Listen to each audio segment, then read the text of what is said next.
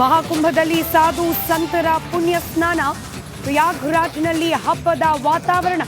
13 ಅಖಾಡಕ್ಕೆ ಹರಿದು ಬಂದ ತಗಣ.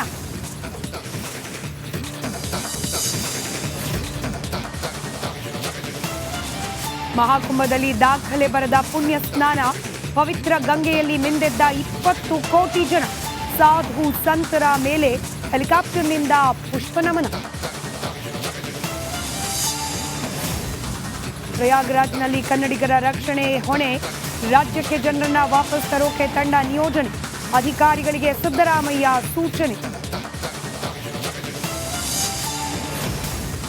ಬಿಜೆಪಿಯಲ್ಲಿ ಒಗ್ಗಟ್ಟು ಢಮಾರ್. ವಿಜಯೇಂದ್ರ ವಿರುದ್ಧ ಸಿಡಿದ ಡಾಕ್ಟರ್ ಸುಧಾಕರ್. ರಾಜ್ಯಾಧ್ಯಕ್ಷರ ವಿರುದ್ಧ ಸಿಡಿದ ಎಕ್ಸ್ ಮಿನಿಸ್ಟರ್.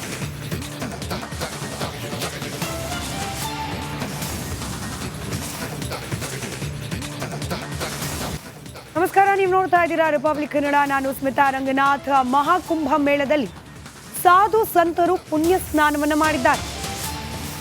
ಲಕ್ಷಾಂತರ ಮಂದಿ ಇವತ್ತು ಪುಣ್ಯ ಸ್ನಾನದಲ್ಲಿ ಭಾಗಿಯಾಗಬೇಕು ಅನ್ನೋ ಯೋಚನೆಯಲ್ಲಿದ್ರು.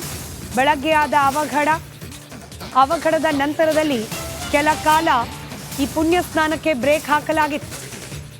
ಅದಾದ ನಂತರದಲ್ಲಿ ಇವತ್ತು ಈ 13 ಅಖಾಡಗಳ ಸಾಧು ಸಂತರು ಪುಣ್ಯ ಸ್ನಾನ ಮಾಡದೇ ಇರುವ ನಿರ್ಧಾರವನ್ನು ಕೈಗೊಂಡಿದ್ರು. ಇದೀಗ ಪರಿಸ್ಥಿತಿ ಮತ್ತೊಮ್ಮೆ ಸಹಜ ಸ್ಥಿತಿಗೆ ಮರಳಿದ ನಂತರದಲ್ಲಿ ಪುಣ್ಯ ಸ್ನಾನಕ್ಕೆ ಮುಂದಾಗಿದ್ದಾರೆ ಸಾಧು ಸಂತರು.